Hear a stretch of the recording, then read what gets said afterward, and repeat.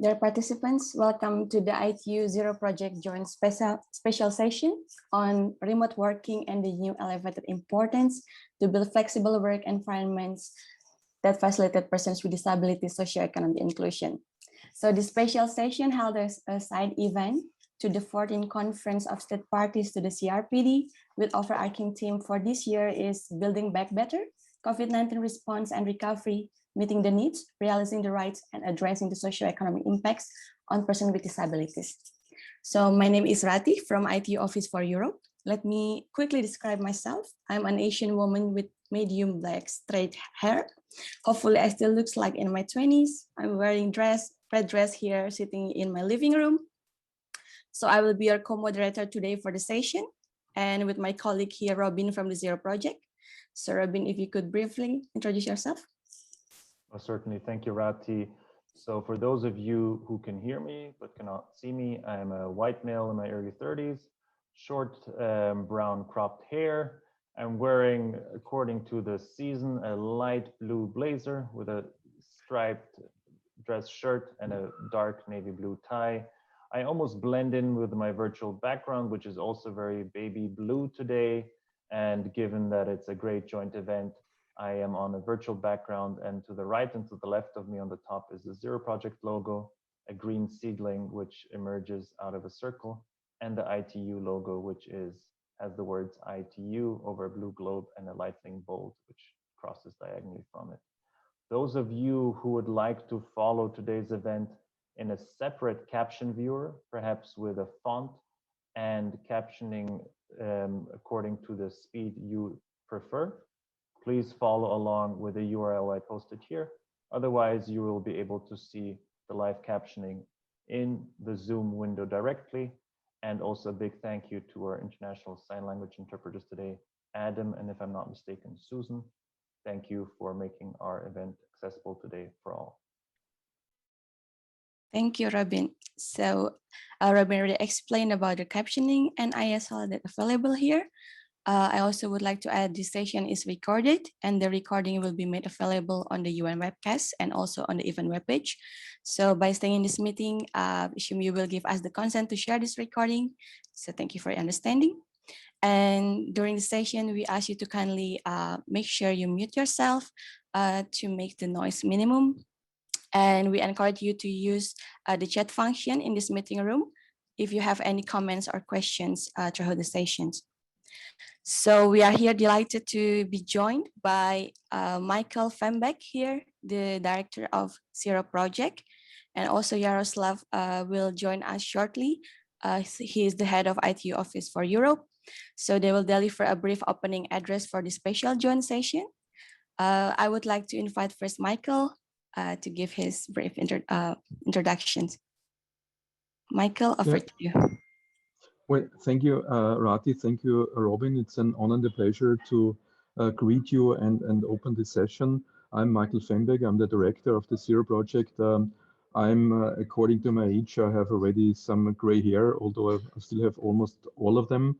I'm sitting here in my pink shirt, and what you see here gray behind me, if you can see me, is a launch chair, since I'm flying for the first time for 1.5 years to a family visit in London. So I'm happy that this all worked out.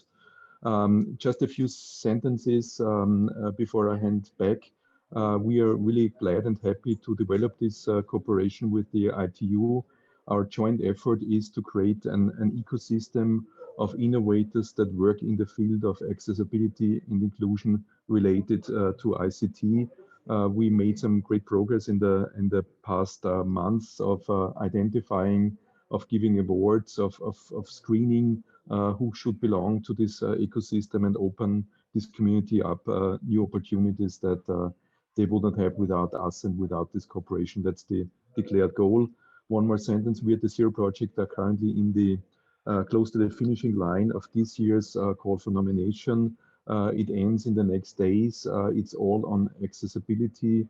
So if you have an innovation that's related to accessibility, which ICT is per definition, then please don't hesitate too long, since we're closing soon.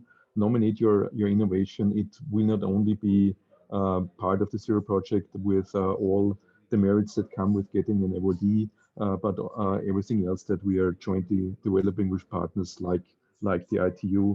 So there's a great opportunity in joining in the nomination process, but if an interest in working with us, we're all about working together and communication and networking. So don't hesitate to give us a call, send us an email, or get in contact in whatever way that fits you. So with these very general remarks, back to you, Rati and Robin. Thank you. Thank you, Michael, for joining us from the airport. So I would like to hand over next to Yaroslav. He's here with us. Thank you very much, Rati, and thank you very much to all of you for joining this important session. I would like to also like to extend my sincere appreciation to all panelists who make the time to be with us today. In Europe region, digital accessibility is placed in the top priorities. It's reflected in our regional initiatives for Europe. But also accessibility is one of the top priorities of the whole International Telecommunication Union, which with the member states and committed to make sure that the enabling environment, fostering the development and enabling environment for the digital accessibility is there by all countries by 2023. So it's already around the corner, and a lot of action is needed, and a lot of partnership is required in order to advance this agenda at the global level. But coming back to the Europe, this is the reason why we have started the Accessible Europe initiative, and together with the European Commission, we are making sure that we are addressing this important priority in the 46 countries.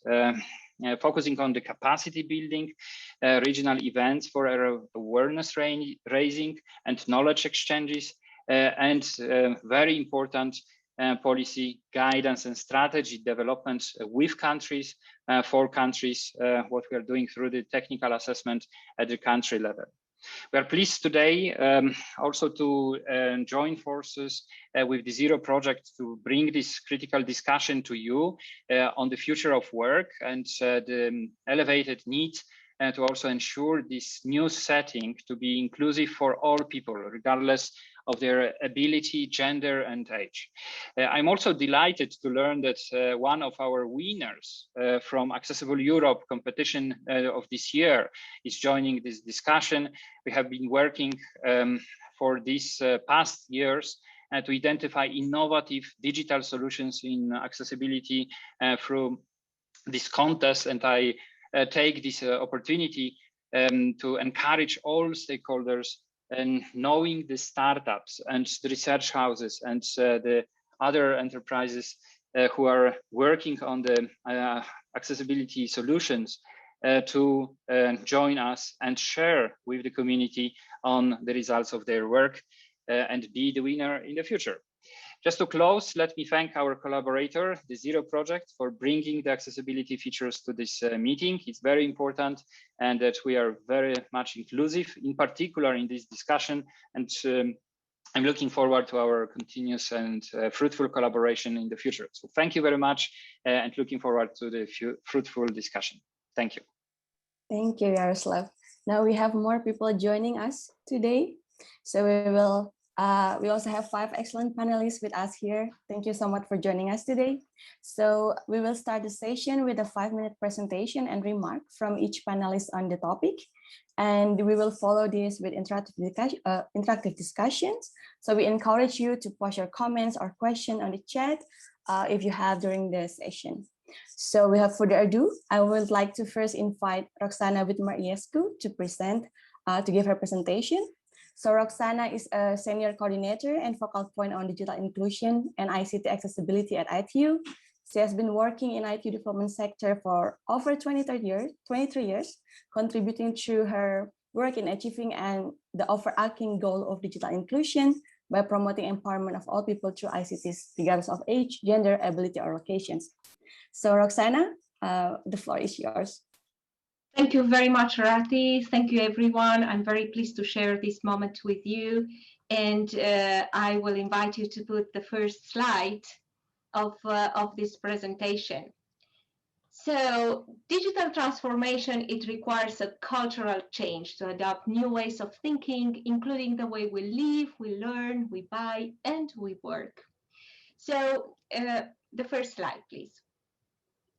Yes, here I begin this presentation by sharing with you some of the last year prediction issued by Gartner about future trends for persons with disability work opportunities.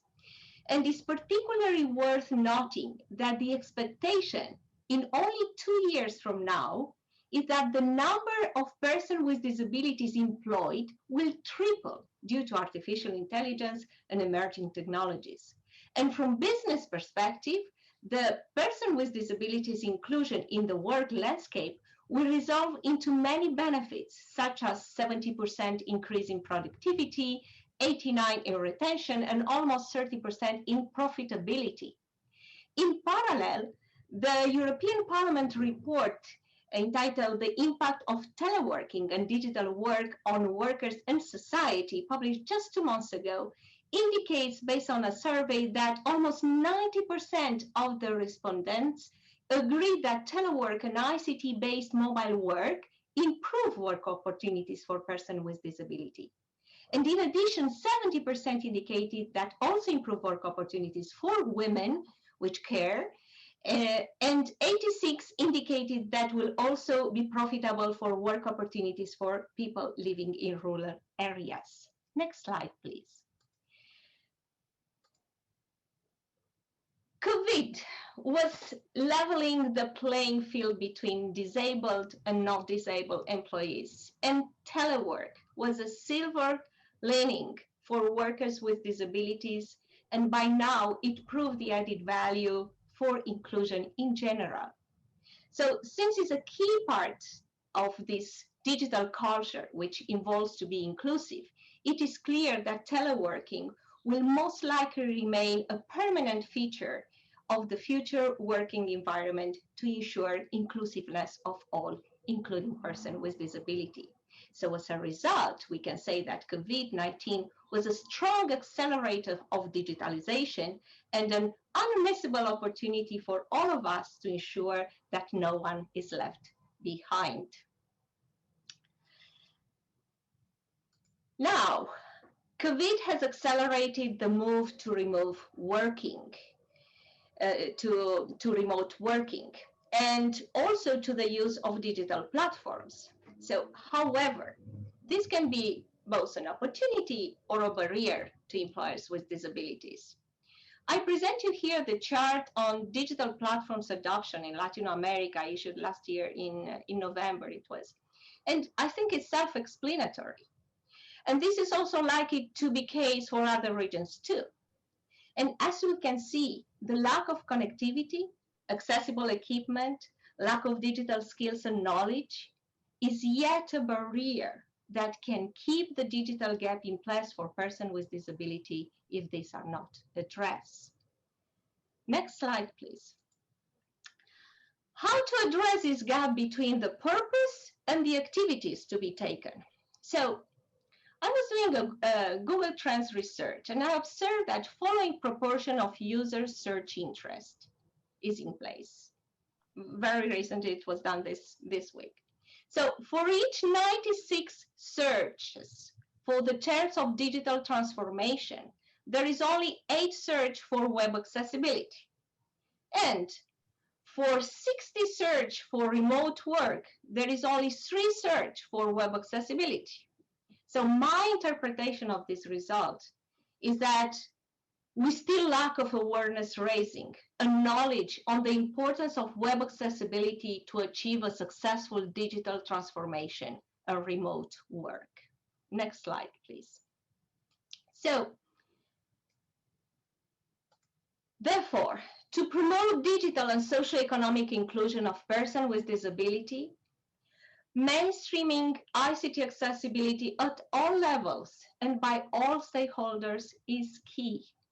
Raising awareness, adoption of policies and strategy jointly with implementation of standards, while developing capacity to learn how to communicate in digital accessible formats, or even monitoring implementation, are among the key requirements, which all should be done jointly with end user representative and involvement. So to support this effort, ITU developed and made freely available resources which can be used by all stakeholders engaged in the digital transformation and in digital inclusion process. And among our last resources, I will invite you to consult in particular our ICT accessibility assessment for Europe region and the toolkit and self-assessment, which is actually based on the CRPD articles towards building inclusive digital communities, which will provide you all valuable guidelines to advance in accessibility implementation. Additionally, a series of online self-paced trainings, free of charge, as well as video tutorial, are available to support global implementation process. Last slide, please. So finally, we should all have in mind universal design principle and apply also in technology in our work environments to ensure that is inclusive for all our colleagues, customers, and partners, including those with disabilities. Among these, I will mention accessible accommodation in place, the use of accessible and assistive technology, the communication using only accessible formats for digital content, and ensuring that the working tools are accessible for everyone. Overall, let's lead by example towards creating inclusive work environments to enable social and economic opportunities for everyone.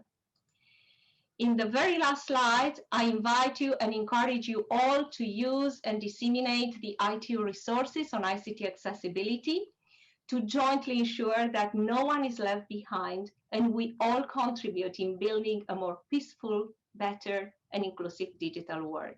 Thank you for your attention. Thank you so much, Roxana, for sharing us with this important data and trends, and also highlighting what is the opportunity and challenge for the future of work. So now I will move to our second speaker, David Baines. David is Director of Access and Inclusion Services and co-founder of Global Symbols. He previously led assistive technology services in Europe and the Middle East, and now works across the globe, including projects in Africa and South Asia to support access infrastructure from policy to practice. So David, over to you. Thank you very much. Again, like others, a short description. I've been described as looking like Father Christmas in a white shirt with a badly trimmed beard. I won't describe my background on the grounds that it's a fake one of a bookcase and nothing like where I live or work.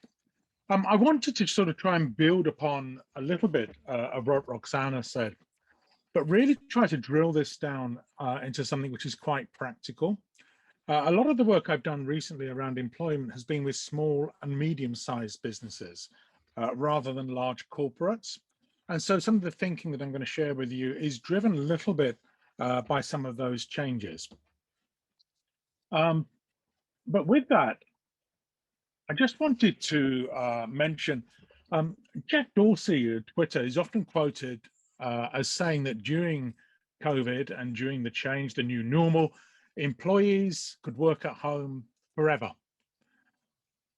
But what's less often quoted is the rest of what he said in that statement, which was, if our employees are in a role and situation that enables them to work from home. And it was very clear, I think, even at that stage, that whilst employees could work at home forever, the setting, the role, the tasks, the activity they undertook would actually have a huge impact on whether or not remote working, home working, hybrid working was going to be possible. And it raises a question very early on in these conversations as to what criteria we base these types of decisions on. And importantly, are those criteria the same for everyone with a disability? To what extent are accommodations an added factor in the discussions that we're having?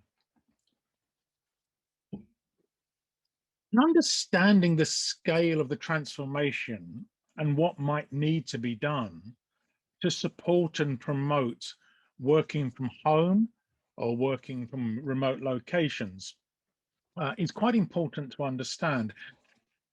I was recently in a meeting with a similar discussion, and after some 40 minutes where we'd basically talked entirely about video conferencing solutions, I asked the question whether anybody in the room actually did any real work, or did they just attend meetings?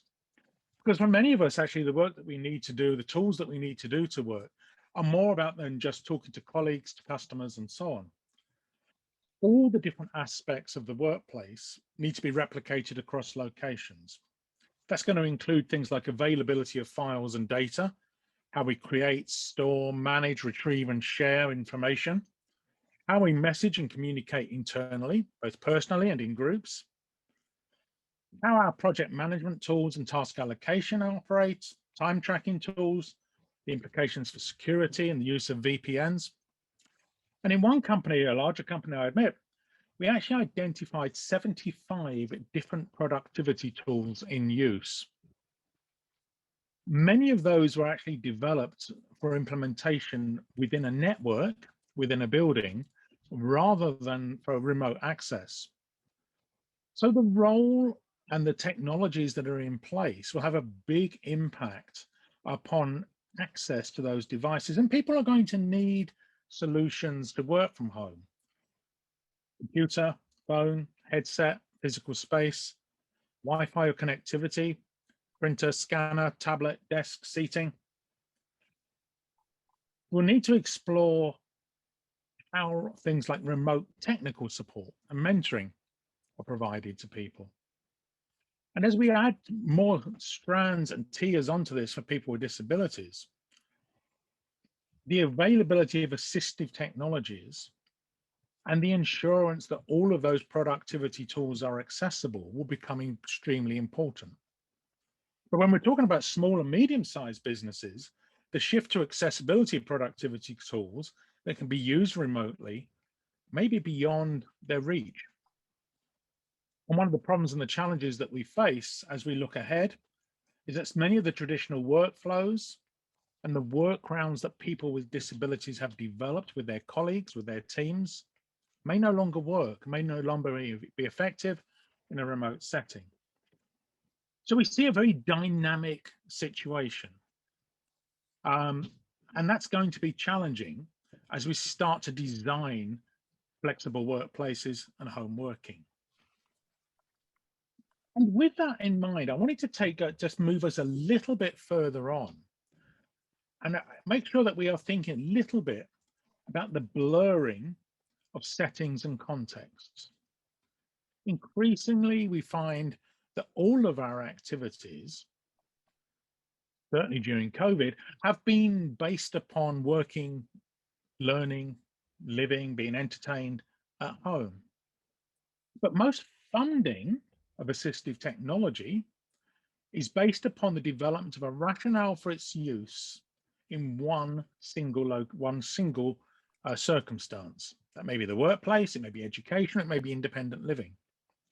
But when all of these are happening in the same location, using the same infrastructure and potentially the same devices, it is increasingly meaningless to distinguish between these.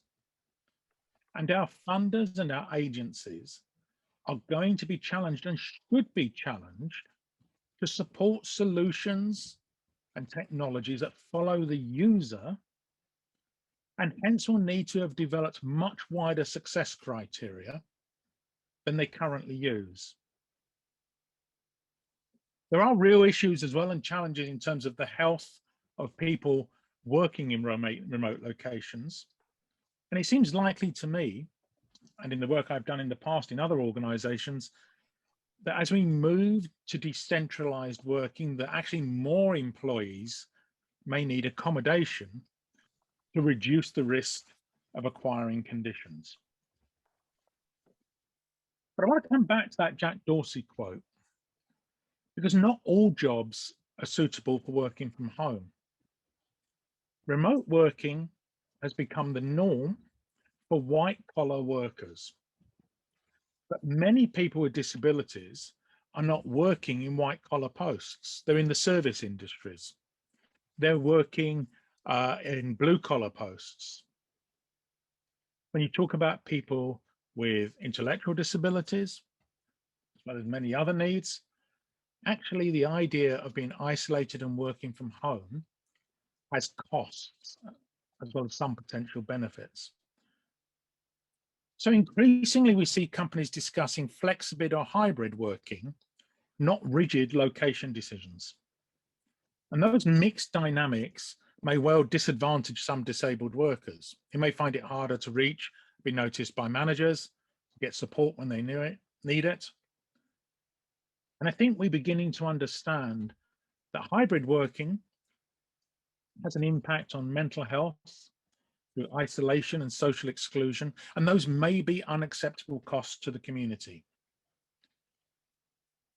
Some figures I saw recently that suggested that, with current technologies, actually only about 10% of jobs are suitable for working from home, unless we see significant economic transformation as well as the issues that we're looking at. I want to just finish with a couple of thoughts about how technology is developing and what the implications of this might be. In the town I live, Milton Keynes here in England, we have little robots that trundle down our streets. We live in a Victorian terraced area. And little robots trundle up and down the streets doing deliveries from local shops, food, and so on. They're perfect for visiting people who are elderly or disabled and making deliveries, but they're used very widely during COVID. The ability to add to those remote presence resources, where somebody remotely from the robot can speak to the customer, make sure they're happy with their delivery, ask if there's anything further they need, tell them, give them more information about special offers, maybe an opportunity for a different type of home working, different type of post for people with disabilities in the future, because one size doesn't fit all. And I'll leave you with one last example of how home working might look in the future. In Japan, in Tokyo, they're in the process of opening a restaurant with robot waiters. Each robot waiter is controlled by a disabled person somewhere in the city. Employment's changing, people's needs are changing, and those accommodations must be tailored to meet needs. What we don't want to see is a return to the idea of a single model for everyone. Thank you. Thank you, David, for this great presentation. I echo your concern here on how this new blurring setting of workplace and home could be a challenge for everyone, especially for persons with disabilities. So now we will hear the perspective from the mobile and communication sectors. But just a kind reminder to all panelists after this, we kind of run out of time. So if you could be brief, then we will elaborate more on the second session in the discussion part. So I will moving now to Sabine Lobnik. Sabine is the MWF's Communication Directors, is the Association of Companies with an Interest in Mobile and Wireless Communications. Sabine will present one of the MWF main projects in the Global Accessibility Reporting Initiative. So for Sabine, over to you. Thank you very much, Rati. Hello, everyone. And thank you to Zero Project for the invitation to participate in this panel. I will take a step back from what David was talking about, and will focus on the accessibility of devices. When I have to work from home, when I work from a remote location, ideally I would have an accessible device to then access the accessible online content and participate in accessible online meetings. There are a few things necessary for that to happen. First, I need to be aware of what kind of accessibility features are available and which one of those features help me in my personal situation. Then I need to understand what kind of devices have the features that I need.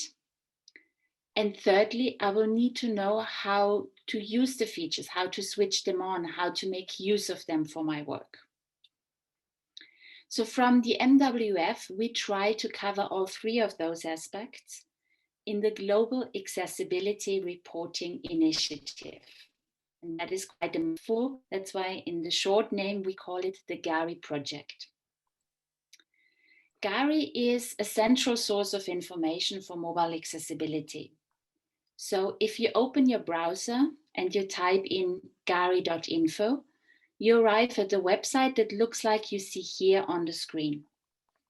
It's a screenshot of the GARI homepage. When you come to the website asks you right away, what are you looking for? And depending on whether you're looking for an accessible mobile phone, tablet, app, wearable or smart TV, you can enter the database through any one of those doors. Once inside the database, you can either make a search for an accessible device depending on your specific needs, or you can have a look at the comprehensive list of available features. And for mobile phones, we're in the range of 130 features listed today. But both of those things already presuppose that you have a certain knowledge, that you know what you're looking for. Otherwise, the search is really difficult.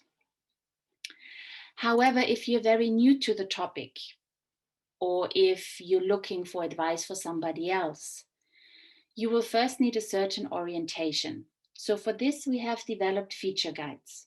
And for example, you can say, I have moderate hearing loss. What kind of features would help me in this condition? And depending on the category, we have attributed 8 to 10 features that can help with this impairment.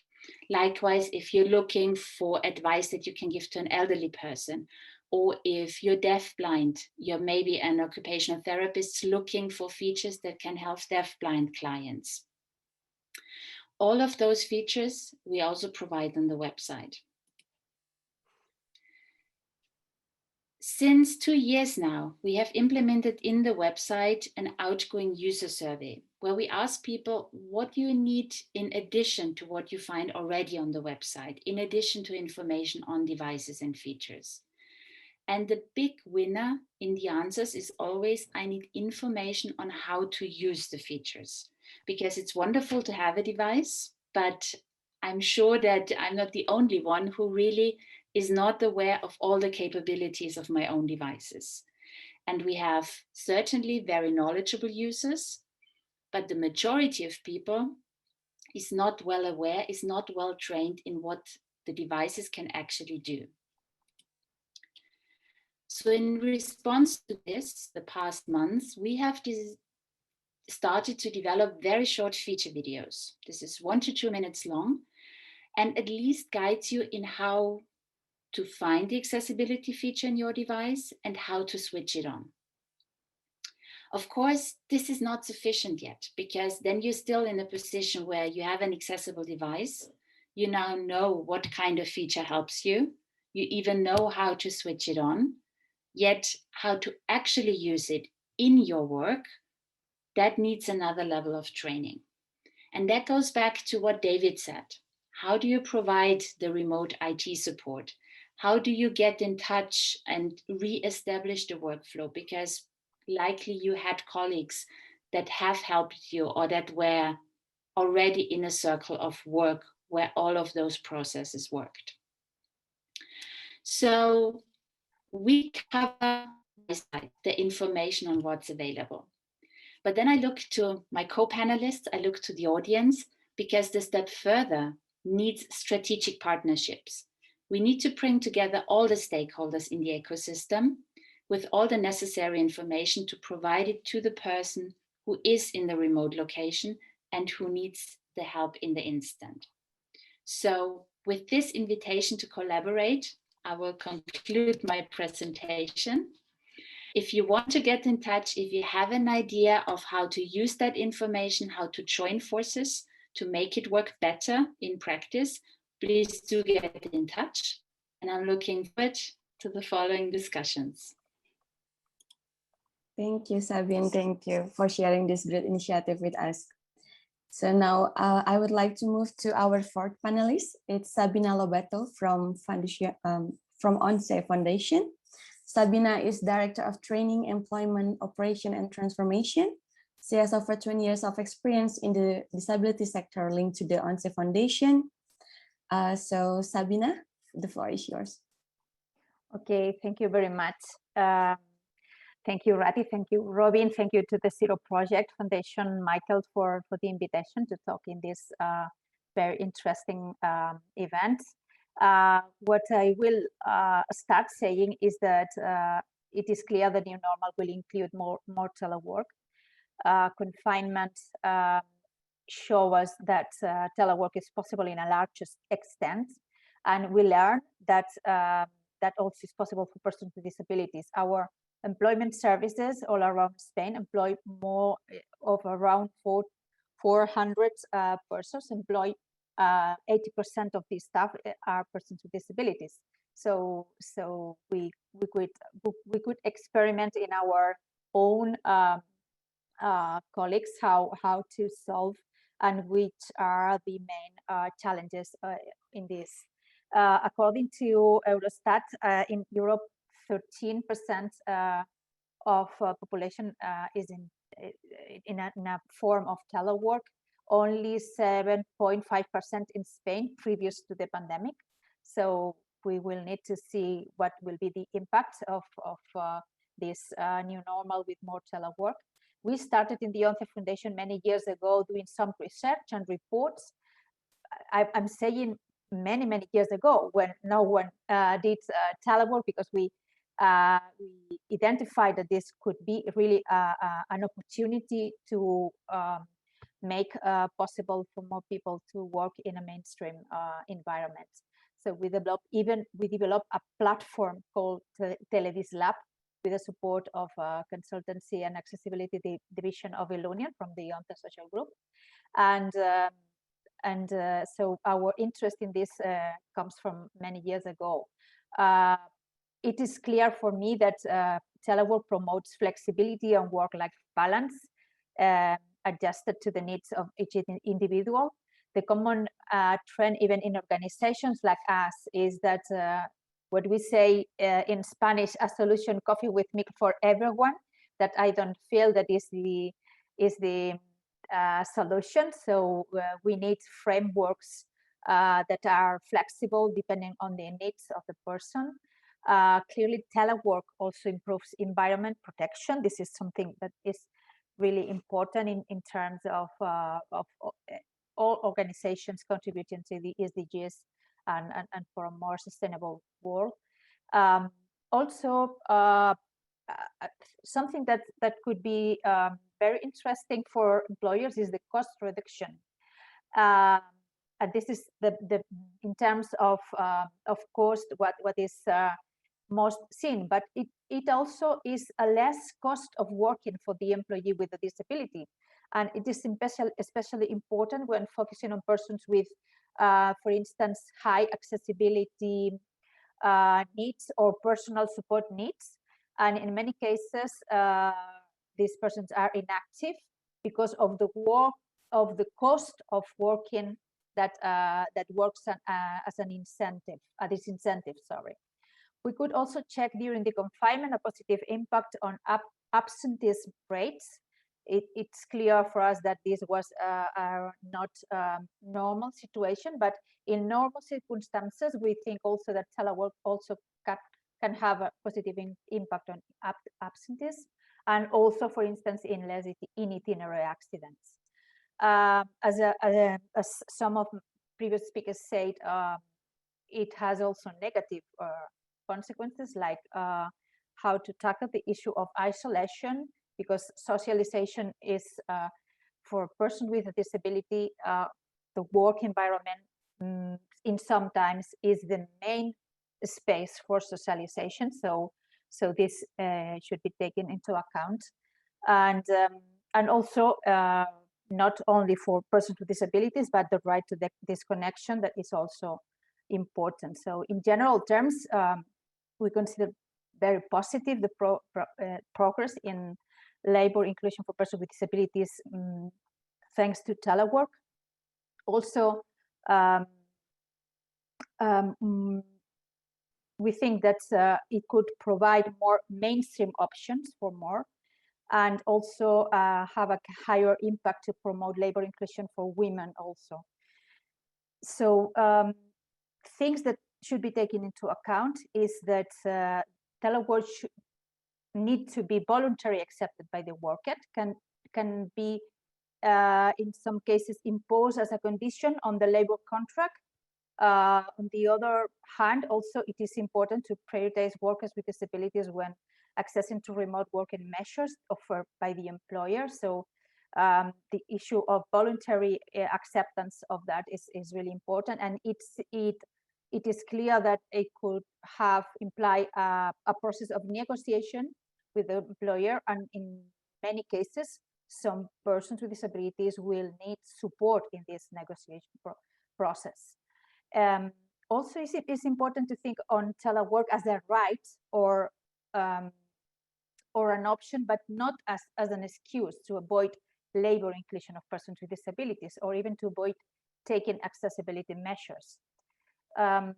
Also, avoid discrimination in the access to job opportunities because of the lack of adjustments in telework. So adjustments also for persons with intellectual disabilities should be taken into account. Same labor conditions, there is the risk of increasing lower wages through the option of telework. And in the case of Spain, we have already a gap of 17% in salaries less for persons with disabilities than persons without disabilities.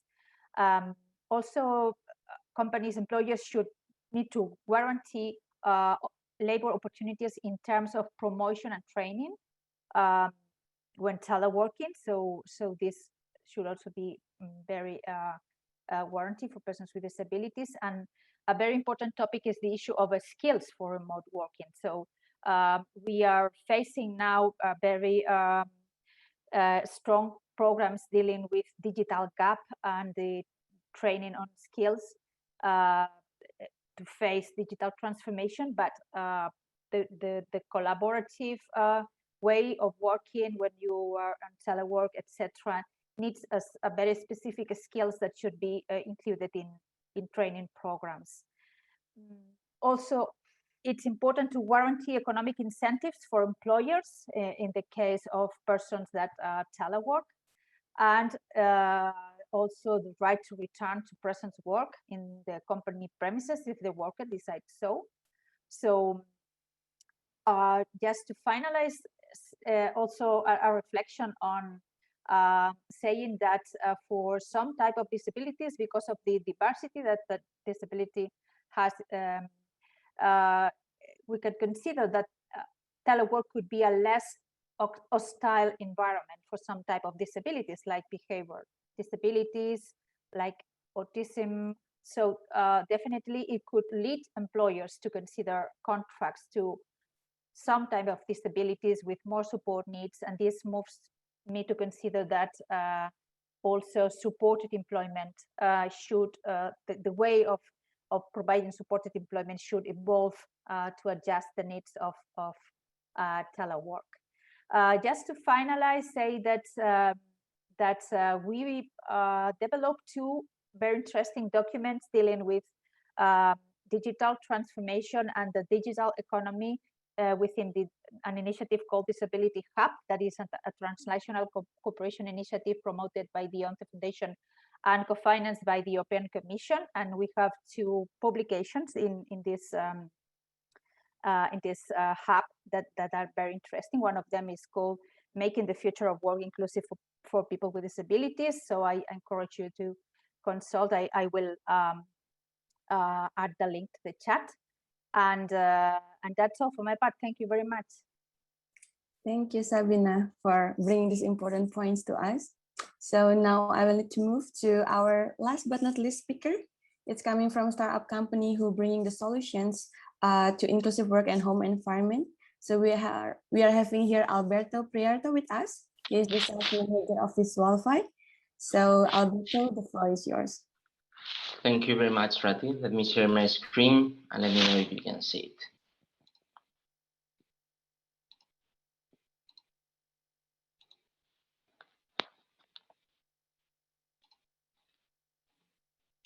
I I believe you can see it right now, yeah?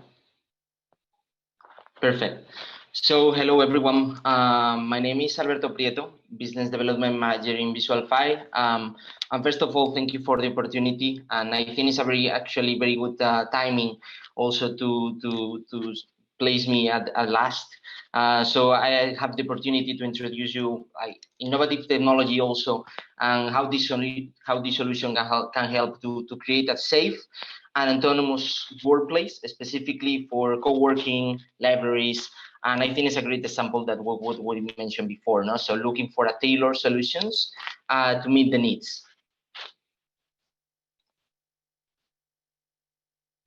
So Visualfy, just to give you a very brief explanation of what is Visualfy, is a startup formed by deaf and hearing people. And it is very important to highlight this fact since we co-create the product together with them and not only for them. So at the end, deaf people are in our entire value chain. And well, I guess for everyone, for all of you here, you know already the numbers, but according to the World Health Organization, there are like 466 million people today with hearing problems. And in addition, 1.1 billion are at high risk of hearing loss due to prone use that we do for headphones, discos, sports events. So at the end, we're vanishing the year, and deafness is appearing earlier. No, so having in mind all this, what we have created or we have done is to create Visualfy places, which can be installed in public and private spaces to, first of all, to help them to comply with accessibility laws. And then it goes very much related to co-working spaces, libraries, and so on. So to show you a very good example of this technology, these are the artificial intelligence boxes that we install, and we usually install one by floor or sector. And one really important thing for us is to ensure the privacy of all users and workers. No? So remote working should be safe and should be also with privacy. No? So that's why we, as an artificial intelligence, we don't process audio in any cloud. So at the end, we must make sure the audio never ever leaves the building. So we need this privacy, you know. So at the end, these boxes are continuously listening and recognizing sounds, and inside of them is the artificial intelligence algorithm. And then once it recognizes them, it sends the sounds to the different devices. Along with the boxes, we also install bulbs and our signaling lamps, so the person can receive the notification through an app and also on their phone, smartband, or any other wearable that they have. So just very briefly to show you what are the different types of alerts that the user can receive. So basically fire, gas, theft, or any alert that may occur in the workspace, bells, and also visiting shifts. So basically any applicable for lunch service or shift change or something like this. And reminders, this actually can apply for very specific to the workers. No, if they have to do something on a regular basis in a specific moment of time, or if they have to do it punctually. So this is key for their success as well. And finally, what another functionality is Visualfy Connect. So as you may understand, the mandatory use of mask has created another barrier, no, for this collective. Many hearing aid or cochlear implant users rely on lip reading. So that's why this transcribe voice to text in real time. And this is actually an autonomy tool that allows them to attend a meeting or understand all the specific instruction of a task.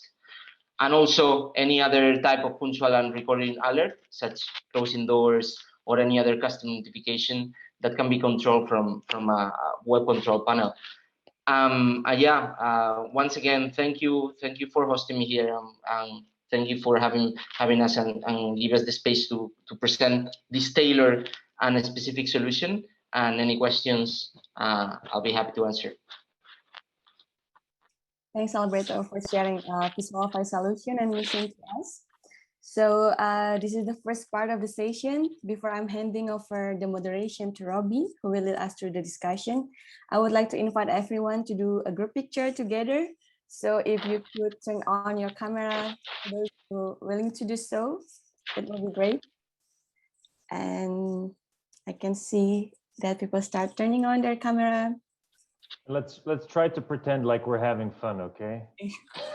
That's right. That's really good point. Okay, so I see. I will start counting. 1, 2, 3. I will need to move to another section. So 1, 2, 3. Thank you. So Robin, I hand over to you. Thank you, Radi, for those great photography skills.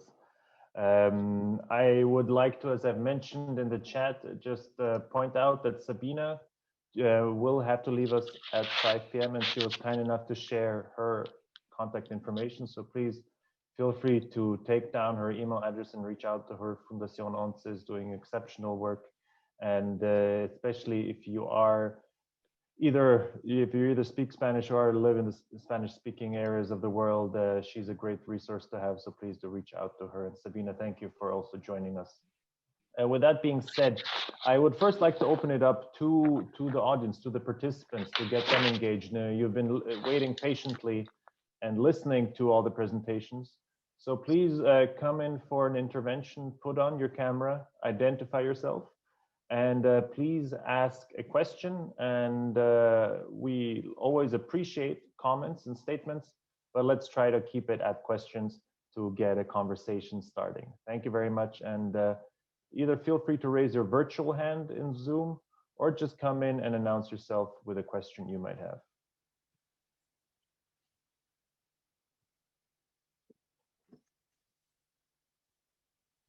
So seeing that some of you might still are digesting the information and the presentations you've heard, I'll take the moderator's prerogative and come in with a question for both the audience and the speakers.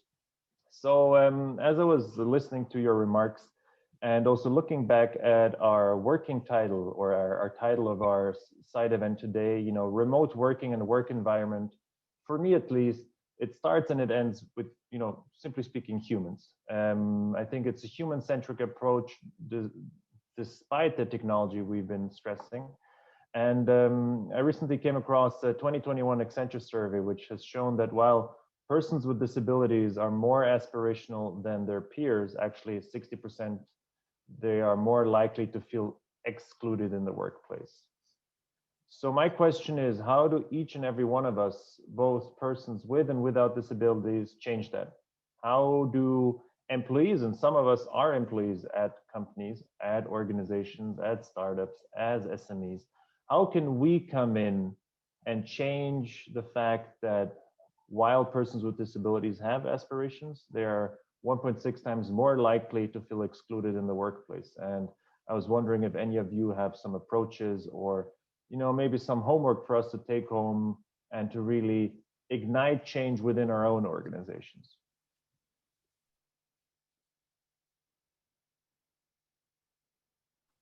And this goes to all of the speakers, so feel free to come in with approaches you have seen which have been successful.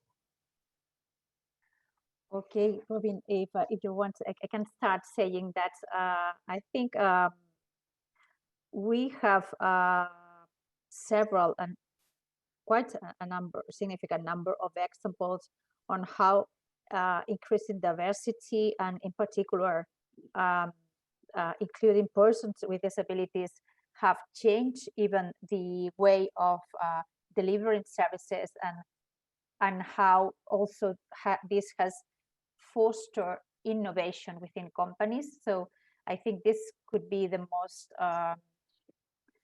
important and the central reason that could change things in employers' minds. And I think also we have to take into account that digital transformation is also going it's also linked to increase in some technologies like artificial intelligence, deep learning, etc.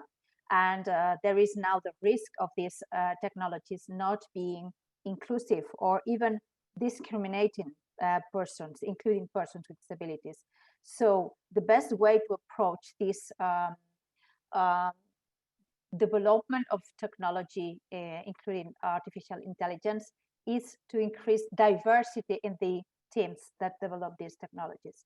So I encourage very much employers to think about this, and I think this can be the way, the path that should be taken in the future for really giving opportunities for everyone. Thank you. And I see Roxana who would like to, I think, elaborate on some of your input. Sabina, Roxana, please do come in. Thank you very much. So I just want to complement to what Sabina was said, and to reiterate the fact that actually ITU, it's very much committed, and we have a specific target 2.9 to support all countries have enabling environment for persons with disabilities. So this also includes the working area. And also within the UN, as you know, the UN Disability Inclusion Strategy is there. And the most important thing that I want to say is that, as my colleague Yaroslav said in the opening remarks, ICT accessibility is the key to do this. So if we all learn on how to deliver, how to communicate the new common language, if this new technical common language is in accessible format, so in accessible digital format, I think in future we will all have much facility to communicate to each other, and actually we don't have to be included or excluded. We will all have a common language. I also would like to highlight that in ITU we'd like to also address employment recruitment opportunities in accessible format from the beginning. And ITU and ILO, it's actually just launching a project on this regard, and we hope developing this guidelines to ensure that from the recruitment process, this is in accessible format. And as also mentioned in my presentation, I think leading by example is very important. If each of us are doing this effort to ensure that whatever communication we are doing and digitally, it's embedded in all aspects of our life. And when I post a photo on my mobile with my family, I put an alternative text behind in order for my friends and colleagues who may have some visual disabilities, so to let them understand. I think this it's a progress. So it's very nice to talk about, and it's very important that we identify how to do. And now I think it's a great time to really make the effort, each of us and with our institution, to enable everyone be included and enrich our environment with being more inclusive and with a diversity. Thank you. All right. We just received a request from one of our participants who was asked for me to read out the question. So this is what I will be doing. So this is the question on behalf of Rebecca Kinsinger, who asks, should there be some responsibility on employers to understand the needs of disabled people, including invisible disabilities such as autism? This would include disability training in the workplace and ways to accommodate the needs of their disabled employees. And if so, who enforces this responsibility and effort, and how?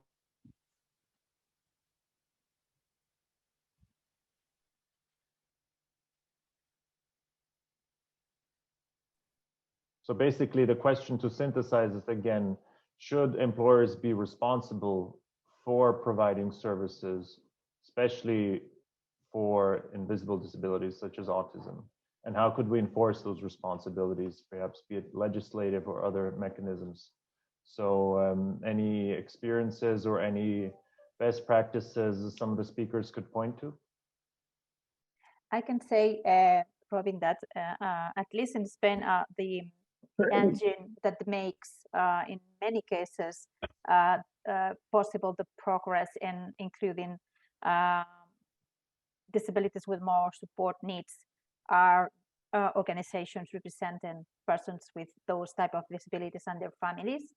And even in the case of Spain, they are providing employment or vocational training services and working with employers in the way of making the environment, the work environment inclusive for them. So I think these are a place where we can see to identify best practices, but also I think that we need an evolution on legislation frameworks that, at least for Spain, are very general and even not taking into account all employers, because for instance, the quota system in Spain applies only for companies of 50 employees or more. So 90% of the companies, in fact, don't have the obligation of hiring persons with disabilities.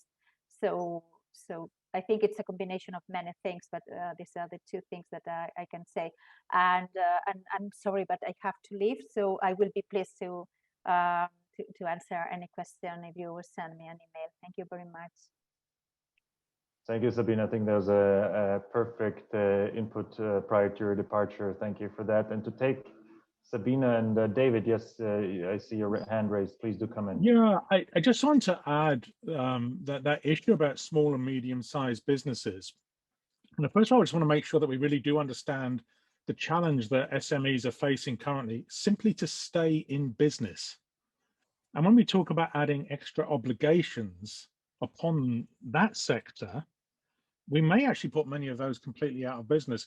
I think people forget that in many businesses with very small numbers of employees, the manager, the owner, does everything. And hence we have to be really cautious, I think, about just saying that these people should have a whole range of extra responsibilities placed upon them. We can't afford to see that sector disappear from the horizon. And with that, I think, comes an obligation upon us as professionals to understand that sector better. I think I've seen so many conferences, events, and papers that tell me how wonderful the hiring processes for autism are in this multinational corporate or this huge organization with an HR department of about 300 people. That's not going to help. As Sabina said, and certainly I've seen, 80, 85, 90% of employment is happening in that small sector. It is no surprise that we see unemployment for people with disabilities being greater when we are not supporting those sectors properly, and that includes supporting their technology needs. David, I think that's a really fascinating and interesting point, and I was wondering if this then creates a dependency of the SMEs you mentioned, who simply do not have the resources and who naturally gravitate, artificial intelligence was mentioned, will naturally gravitate towards either the recruitment software or the AI software being provided by the big five or other big corporates who have the resources to spearhead innovation in this regard. And I'm wondering if this development is to be welcomed in the sense that more of these resources, which are proven, which are scalable, can be passed down to SMEs, or if you see it in a more critical light that SMEs are going to be very dependent on systems which also will probably have built-in biases, since the teams who developed these systems were not particularly inclusive to begin with. Yeah, I think that if you're operating at that level, you are looking for a system that is fit for purpose at the lowest possible cost. You're going to choose cloud-based systems. Accessibility is one thing in that decision-making process. And if you've got 5, 6 employees and currently none of those people have a disability that has been declared to you, it's very challenging for them to respond to some need in the future. How we as professionals, as people working within the accessibility movement, provide them with resources and support so that actually they can select technologies that are fit for them. And I think part of that may be that making people more aware of what is available as open source and free software that is accessible. But that's within the context of huge marketing coming from large telecommunications companies on what they will offer at a certain price. It's a very, very difficult situation for small companies. Thank you for that, David. Sabina, I see you have your virtual hand raised. Yes. So first of all, I agree very much with what David said and what Sabina said before. I would like to react also to one of the comments in the chat box by Rebecca, who asks then if we think that it's the responsibility, or at least a partial responsibility of people with disabilities, then to raise awareness about their needs. And I think, well, maybe not their responsibility, but of their associations, also of us who know about accessibility. Because as David mentioned, the big corporates, they have the legal obligations, they have the people who know about it, they have the system that enables them to implement that. The SMEs, most often, if you come with accessibility, they don't know what you're talking about. They just don't know. It's not that they make the conscious decision, I don't want a person with a disability. It's they don't think about it. When they think about it, it's scary because they don't understand it. And it seems super complicated. So fact is that today, accessibility doesn't have to be so complicated. Everyone has a mobile phone. Most mobile phones are accessible today. Majority of users doesn't know about it, and all the rest. So I think the responsibility is for the representatives of the people with disabilities, so the self-advocacy associations, but then also certainly associations like mine who work on accessibility, the ITU, Zero Project, all of us, to do a better job in reaching the people who don't know about accessibility yet and who are not actually in conferences like this, because it's not their business and they don't know about it. So I would say the main responsibility is for us to communicate better. And I don't have the answer of how to do that, because we have been working with Gary for 13 years now on that, and we are only scratching the surface. So we reach a few people, certainly not enough. So if somebody has a really good idea of how we can reach the majority of people who just doesn't know about accessibility yet, they're very welcome to get in touch with us. I think that's a very great call into the room, Sabina. And I'm wondering if you and others agree that maybe to go beyond also the scope of this event and to ask ourselves, as you mentioned, it's not necessarily malice within SMEs, you know, that they're not actively do not want to employ persons with disabilities, but simply do not understand the scope and range of abilities in society. So I'm wondering, can items such as culture, representation in movies, representations in films, representation in music, representation in sport, from early on, that generations grow up seeing ability as just another skill set, disability just as another skill set, rather than a barrier or something which holds people back, but just a different skill set which can be brought out easily and equally. So my question is, can and should we really try to think beyond maybe this ICT focus, which this session has, in order to ensure that we have that representation, that mainstreaming, which will then lead to the fact that SMEs actually consider persons with disabilities because they've seen them in a cross-sectoral manner. So the question to the room, if that could be helpful in this regard.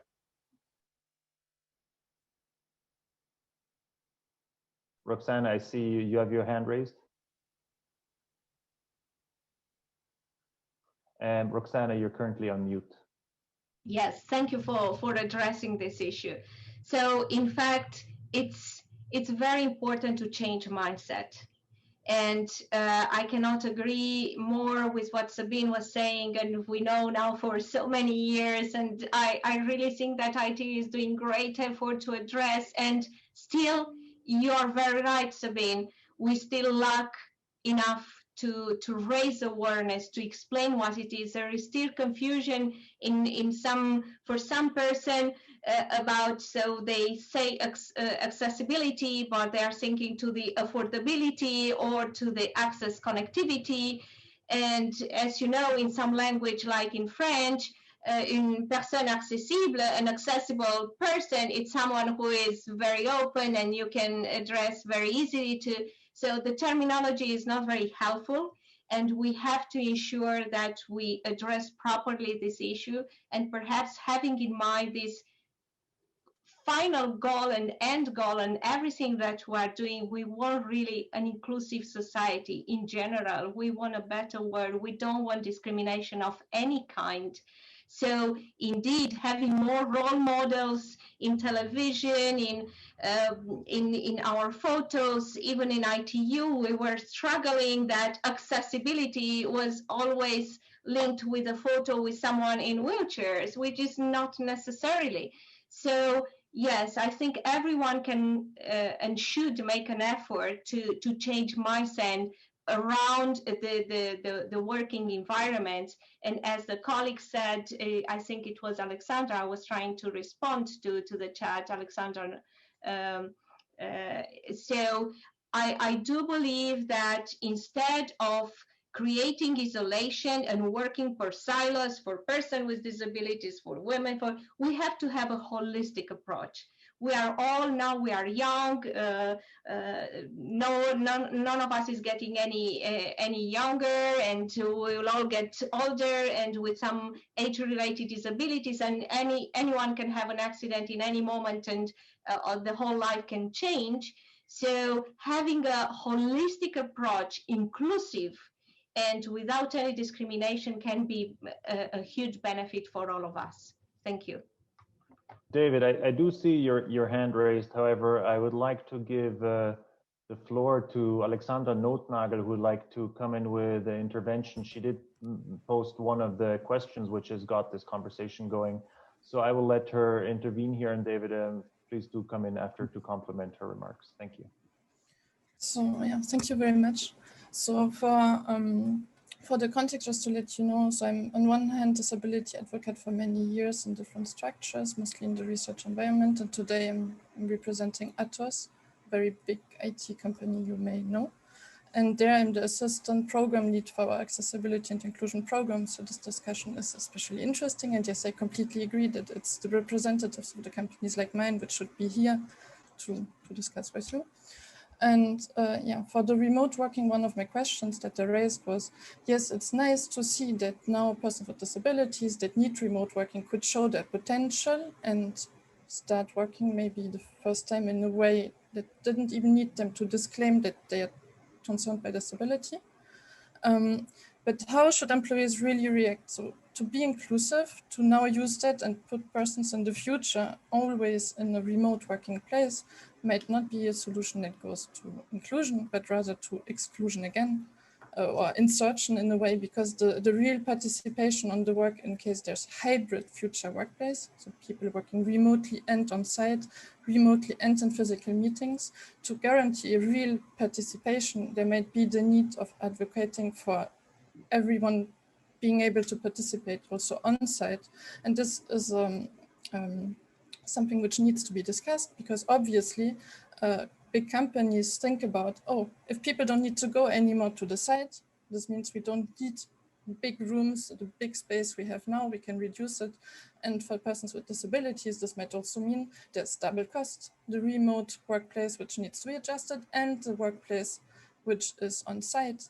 And it needs to be understood that having the choice to do both has value for real participation.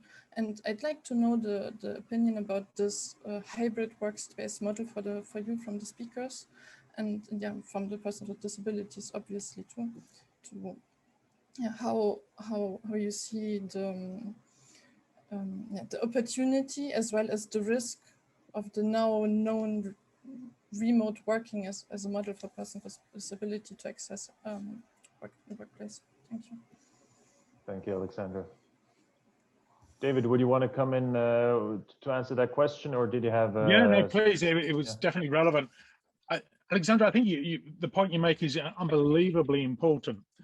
We're advocating for a system which could exclude people from disabilities very, very widely from social interaction in the workplace, but actually beyond. And I just want to say that we're seeing cinemas not opening. People are watching their latest movies at home in isolation. So if accessible cinemas aren't there, we're not going to meet people with disabilities at cinemas. Social spaces are now stay many spaces apart. We're not connecting to people. I think this has real implications for a population that is already in isolation and socially excluded. If we continue to extend that by saying things like remote working as 100% part of what you do is going to be a long-term part of your life, it has to be a hybrid model. But that hybrid model needs to extend beyond employment. We really are at risk where people don't go to shopping malls, they don't go to cinemas, they don't go to theaters. Everything is delivered through a screen. And I cannot think of anything more exclusionary than everything through a screen, no matter how good and how inclusive the technology is.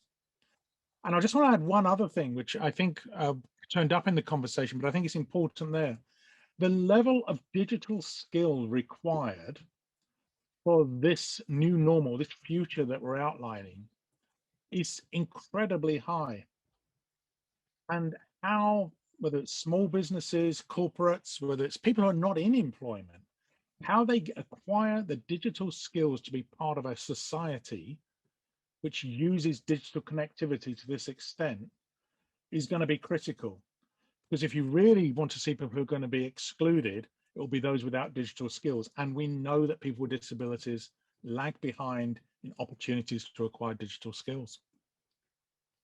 And I'll just flag up the Zero Project has got lots of examples of great digital skills development, including open source and open licensed resources that people really should be using and reusing in different countries. Thank you for the nice plug, David, appreciate it. And if anyone does have the interest, I can post a link to our almanac resource, which really encompasses all of what David has talked about. So really global innovations, 700 plus of those from 2013 till today, really distributed across the globe for you to see and to browse through as well. And also feel free to use the search portal on our website. I think, being cognizant of time and that we have come to a close, I'd like to give and kind of short closing statement to you all, but I'll make it a bit creative. So all of you have just been appointed as the head of human resources. And I would like to know, in a world with infinite resources, what is the first point of action you will take on day one as a human resources lead of your organization? So, you know, feel free to give our participants a little bit of inspiration to take into the weekend of how we can actively change and really ensure that remote working becomes a bit more of hybrid working, which David talked about, and then we can build flexible work environments which really facilitate the person with disability socio-economic inclusion. So I'll take it in the order of presentation. Perhaps Roxana, you'd like to come in with your first point of action as the new head of human resources at the ITU. Oh, thank you for this new position. So definitely, as I always said, I think I would lead by example. So my first decision, it would be that the organization should be an inclusive one, and I will try to ensure that I make all the necessary requirements, and I put in place everything that is necessary from access perspective to the work environment, to the workplace, to the colleagues that I have. As I already told you, I think IT is already in this lead because we also try to have now accessible recruitment. And for me, it will be the most important. The flexibility I will not impose if it is from home or if it is inside, because we can have periods of our life in which we feel more comfortable from home than from side, in particular for person with disability. So I will rather be focused on the delivery of a product rather than our physical presence, but to ensure that everyone can come based on the work deliverables to feel free to come and to do and to contribute to the best of his ability to the success of the ITU from my side. Thank you, Roxana. All right, next up, being promoted, David Baines.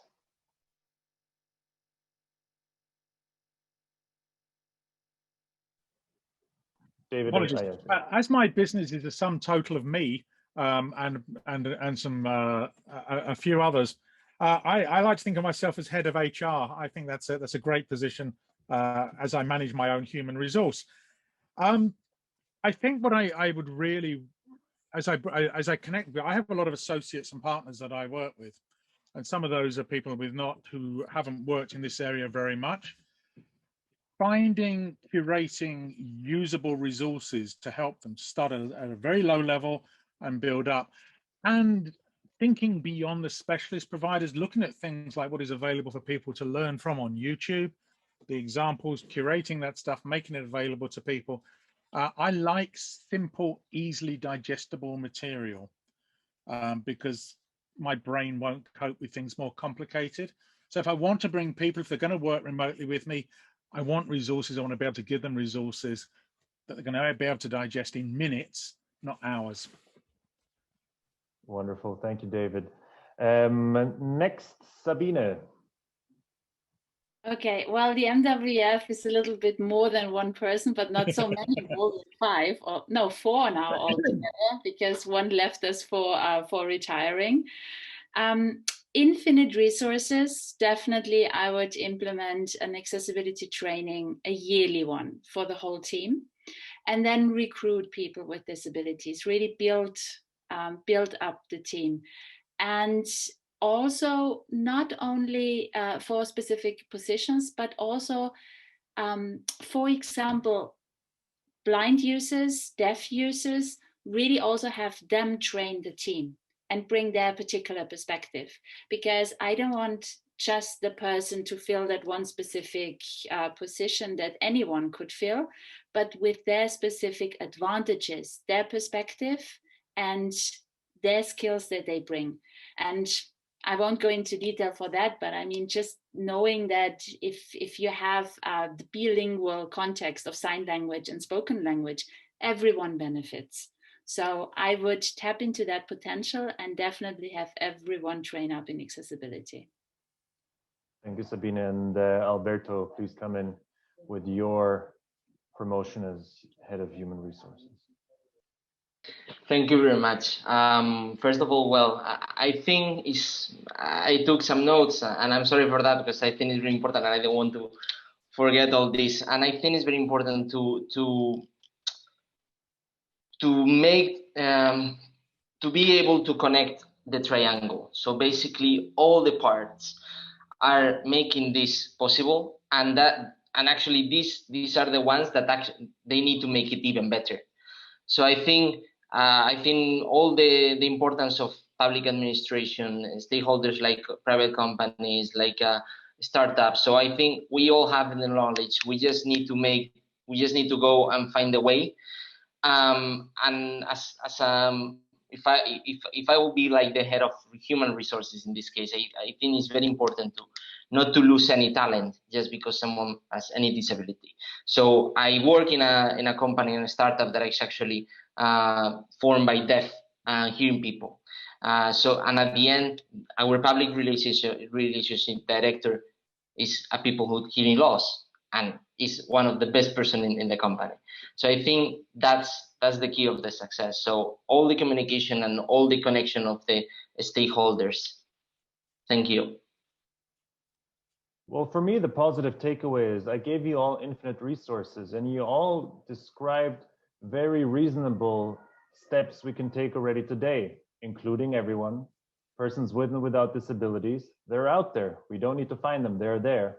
We need to bring them in, and to take David's point, we need to create content, low-hanging fruit, which is easily digestible, accessible to all, free of charge, so also in line with what the ITU is doing. So for me, even with infinite resources, you all gave me very manageable tasks we can all take into our organization. So I hope this serves as a bit of a Friday inspiration, which you can take into the weekend and into the next week to perhaps approach your human resources department, approach your fellow employees, encourage them to create content which everyone can understand, regardless of digital literacy, to encourage them to really include everyone, and to also point out when they're not including everyone. So really to hold them accountable. And with that being said, I'd like to invite in Rati as well for some closing remarks from my end and from the Zero Project. Thank you very much for joining us on a Friday afternoon. For those of you interested, I will put in my personal email address. Please do reach out with any questions you have about the Zero project. My name is Robin Weiss. I'm the manager of the public sector, so especially if there are any public sector coalitions you would like to build together with me, I look very much forward to hearing from you. Thank you so much for everyone joining us. It's been delightful discussions. And there's so many interests of the presentations and recordings. For sure, we will share it to all of you as we have your email through the registration. So yeah, like Robin say, hopefully this will be a weekend takeaway for all of us, and we can make a small step every day for a more inclusive world. Thank you. Thank you, and some music for everyone to take into the weekend. Thank you. Have a good weekend.